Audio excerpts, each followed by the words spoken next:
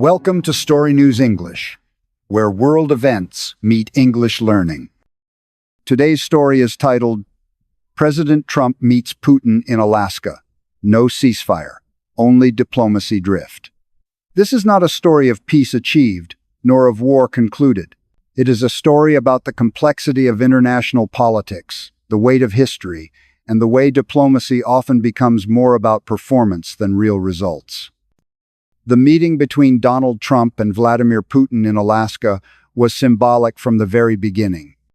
Alaska, once a part of the Russian Empire until its sale to the United States in 1867, carries with it an unusual historical irony.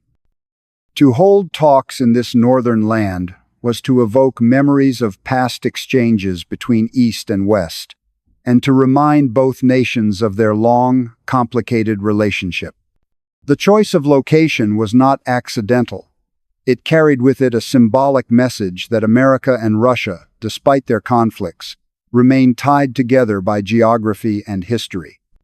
Trump arrived with the aura of being the first American leader willing to sit down with Putin outside formal NATO frameworks, while Putin came determined to show that Russia remains a global player, impossible to ignore. Both leaders clearly understood the stagecraft of politics, and both were eager to use the meeting to project strength to their domestic audiences.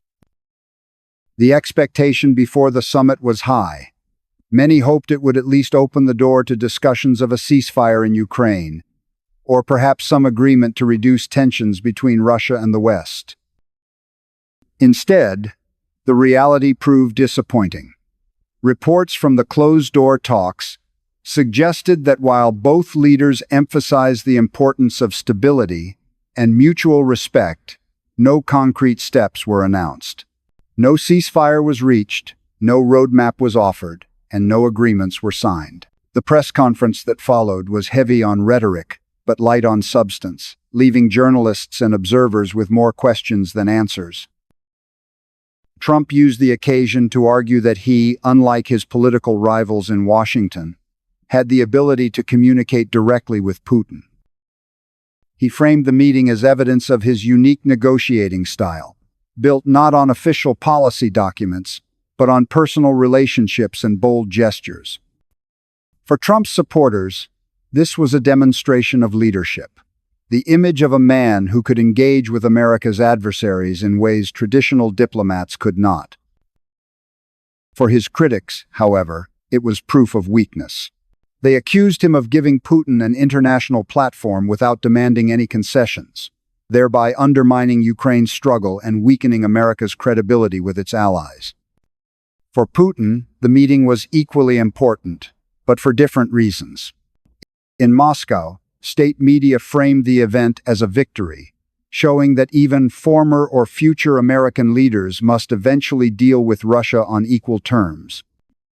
By standing beside Trump in Alaska, Putin could claim that Russia was not isolated, despite the sweeping sanctions imposed by the West since the invasion of Ukraine.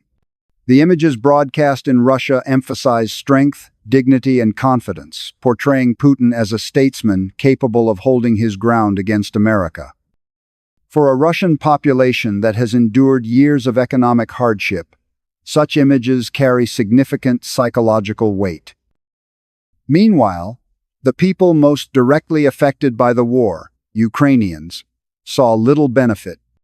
For civilians in Kyiv, Kharkiv, or Odessa, the Alaska meeting was another distant conversation that did not stop missiles, did not rebuild homes, and did not bring loved ones back. Ukrainian leaders criticized the meeting, warning that it risked weakening Western unity at a time when their country needed it most. For soldiers on the front lines, nothing had changed. The war went on. Many Ukrainians expressed frustration that once again, their fate was being discussed by powerful leaders without their direct participation. International reactions were mixed. In Europe, leaders watched with unease. Countries like Germany and France worried that Trump's willingness to engage Putin without firm conditions could create cracks in Western solidarity. NATO officials stressed that real progress on Ukraine could only come with commitments and guarantees, not symbolic photo opportunities. At the same time, Eastern European countries like Poland and the Baltic states reacted with concern, fearing that any weakening of Western resolve could embolden Russia further. In Asia, governments in Beijing and Delhi observed the summit carefully. For China, the Alaska talks were an opportunity to gauge the West's divisions and to strengthen its own strategic partnership with Moscow. Beijing has increasingly aligned itself with Russia, both economically and militarily, and every sign of discord within the Western camp reinforces China's long-term strategy. For India, it was a reminder that global politics is shifting rapidly, with new alignments forming outside of traditional Western influence. India has historically balanced relations with both Russia and the West, and events like the Alaska summit force it to reconsider its own diplomatic path. Economically, the meeting also had implications. The war in Ukraine has disrupted global food supplies, driven up energy prices, and reshaped trade flows. By failing to achieve even a symbolic step toward peace, the Trump-Putin summit meant that these economic pressures would continue. European households remain burdened by high energy bills, global grain markets remain unstable, and countries in Africa and the Middle East face food insecurity. In this sense, the Alaska meeting was not only about politics, but also about the everyday lives of millions across the world. The long-term implications of this meeting go far beyond Alaska itself. Diplomacy, as history shows, is not always about immediate results. Sometimes, it is about signaling, posturing, and shaping narratives for domestic and international audiences. The Trump-Putin meeting was exactly that, a stage for two leaders to project their strength and vision of the world. But behind the show, the hard reality remained the same.